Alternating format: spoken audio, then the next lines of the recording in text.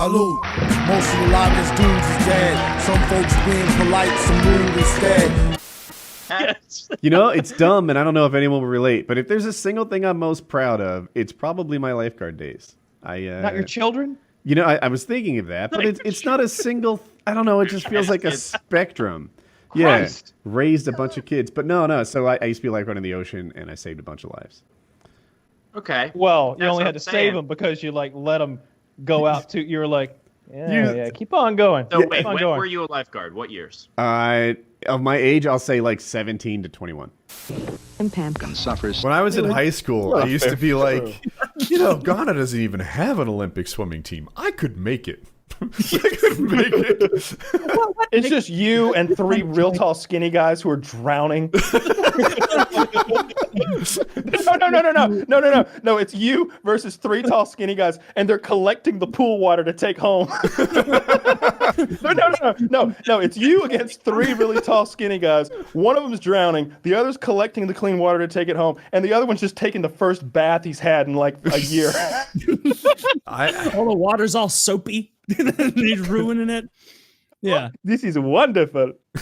What is over there like going hard as fuck? He's off the blocks like a Trying to fucking beat some lightning guy bolt. who's got those water wings around his biceps. You're like the reverse of Cool Runnings, where you show up in Ghana to join their team. This is Matt Woodward. He has a pool at his house. This man has a pool at his house, and he is going to be the best swimmer in all the land. And then you're just going to be top times in Ghana, and then you're going to go to the Olympics, and you're going to see some like guy from Norway. Fuck, that guy knows how to swim. Damn it, he has a pool too. Bjorn's noted swimmer Bjorn Swimmerson from. Yeah, I come from a long line of swimmers. My Meanwhile, father could swim. My grandfather could swim. My mother could not swim. It is No. one week a year when it's not frozen.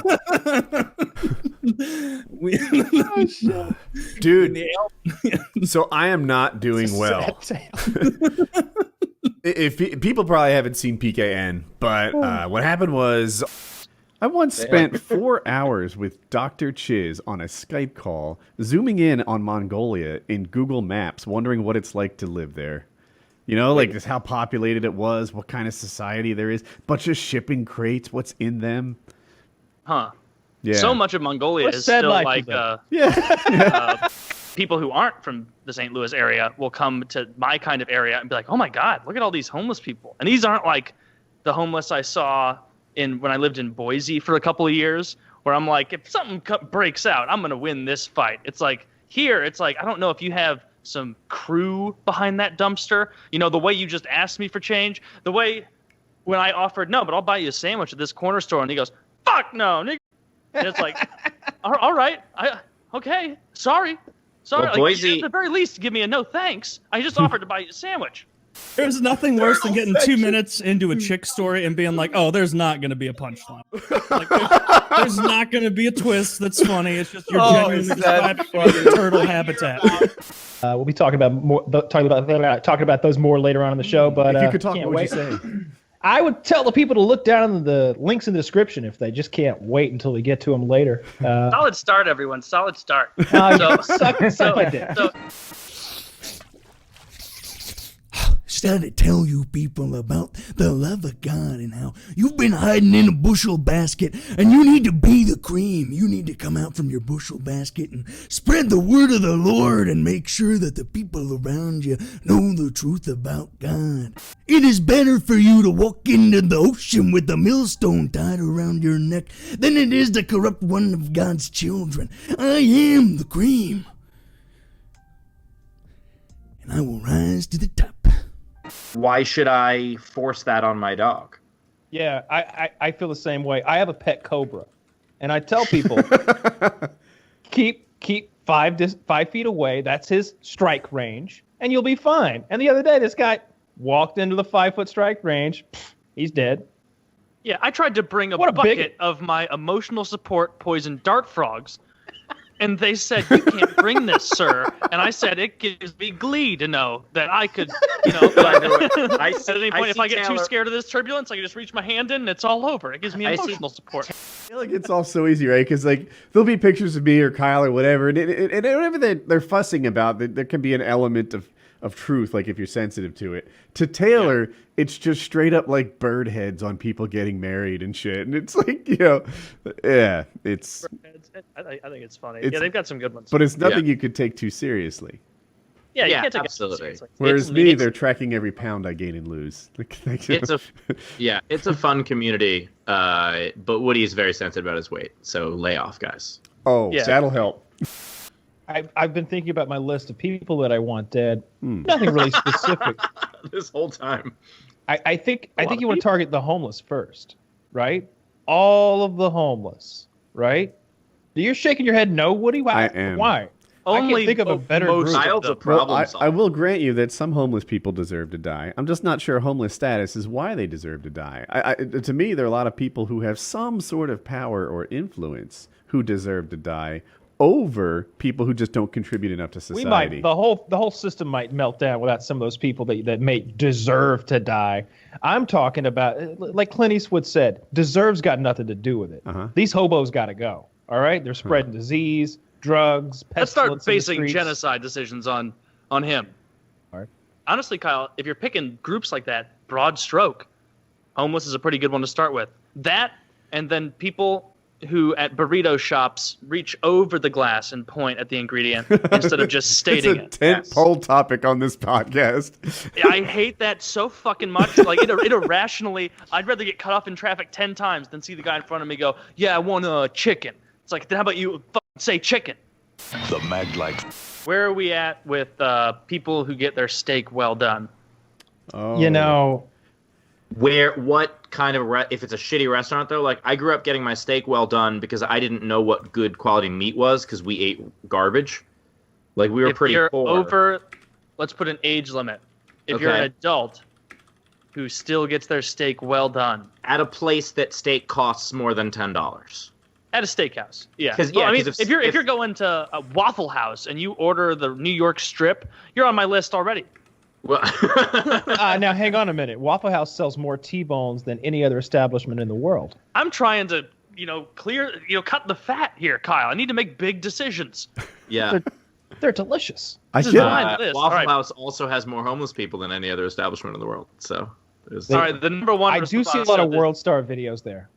Yeah, a lot of World Star. So people with adults who get well done steak, they're on the list.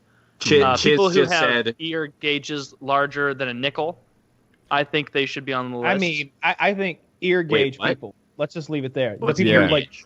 put that thing in those the holes that they put in there. It's like an earring, but you hollow in the middle. Yeah. You know what? You're right. I was being really progressive there. How Thanks about for straightening any me out, grown Kyle. man? No ear gauges. How about anyone with a pause load fetish? Pause load fetish. That's not as big a group, but that's okay. I'll put it in there. Kyle, explain this for our buddy Steve. But I also want to kill all of the stolen valor people because the only thing worse, perhaps, than flaunting your military service is pretending that you did military service and fake flaunting it. Oh, yeah, that's Kyle. I'm 100% with you. And that's not a sentence I have always said to Kyle. I have an anxiety about that, about like me stealing valor.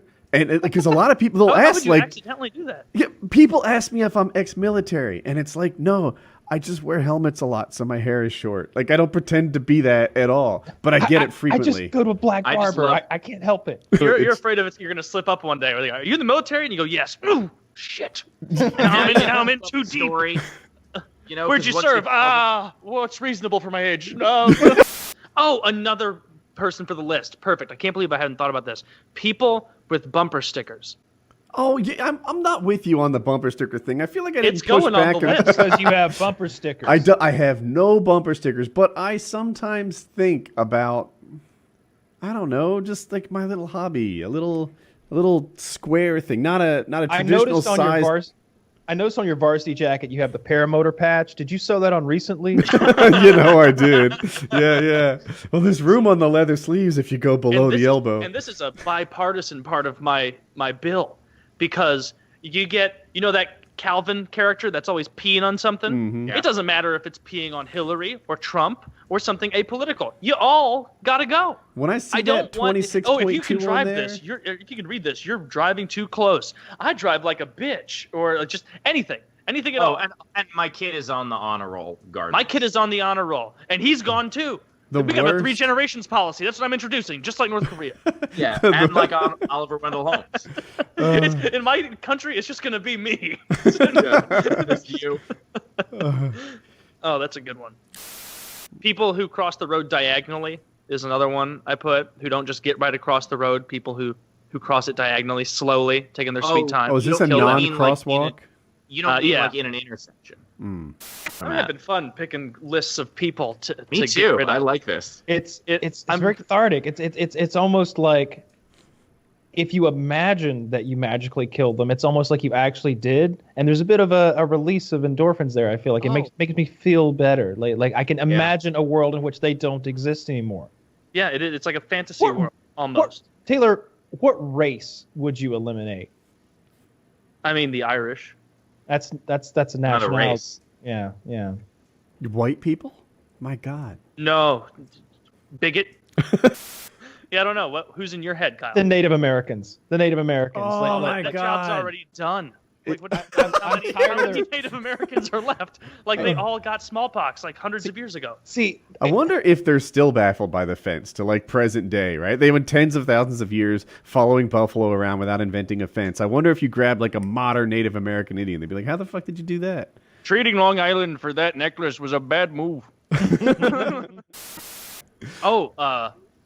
I'm keeping a list of all the people we're going to murder in a hypothetical reality. Who else do you have?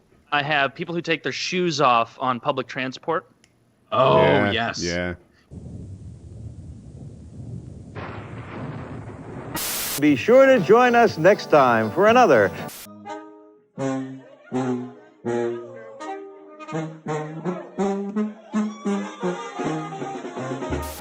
Please send your contributions now to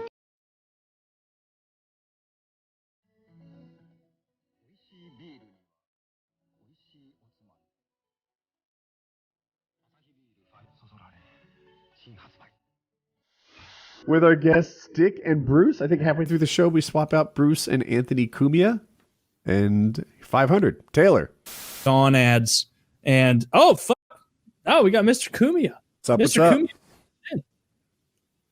Cumia. Can you hear us?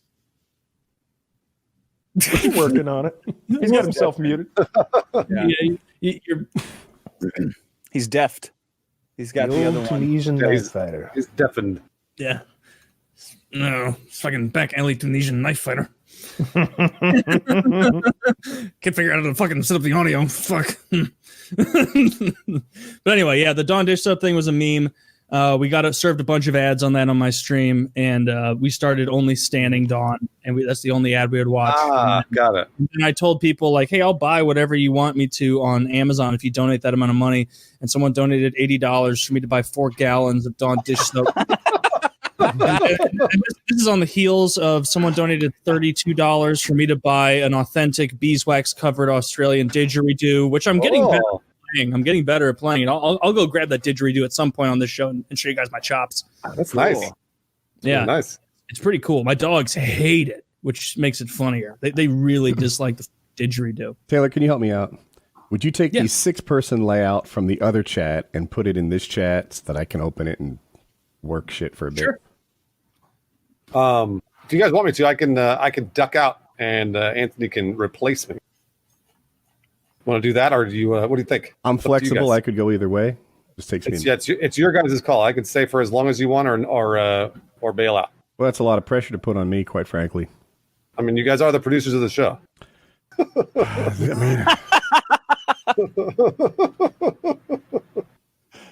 Woody, how about this? I'll duck out, and I'll let Anthony take over. I'm glad all 4 of you are still together, by the way. I was kind of worried cruising your subreddit about some of the shit that was going on there. Our subreddit is excited bunch of guys. That makes some really funny memes, though, man. We all get along pretty fucking well in real life, you know. Yeah, we do. It's funny when like people will be like, "Oh, there's gonna be a huge explosion between Woody, Taylor, and Kyle," and then like seeing that post, and then that day when we signed up to PKN, like signed in, it was like, "Hey, what's up, guys?" And, yeah. I can promise you, I will never go on your subreddit and leave a 7 points of light list about what's wrong with your show. That I can promise. As a guest, I would never do that to you. I would never go all over your subreddit. I need bullet points, God damn it! If you're writing it in full paragraphs, not reading. Bullet points. Those traffickers involved in the kidnapping was spotted in an aircraft leaving Guadalajara on Saturday night. There's the formula. Let it breathe. Yep. A lot of shows, a lot of hosts, and this is something you do that is fantastic and rare. Let your guests talk. Let them, and if you have a room full of guests, let them have fun. If you hear funny shit going on, a lot of people, their ego gets in the way. Yeah. And they feel, hey, it's my show, my name's on the marquee, I have to jump in and say something. If something funny's happening, back off. Leave it the fuck alone.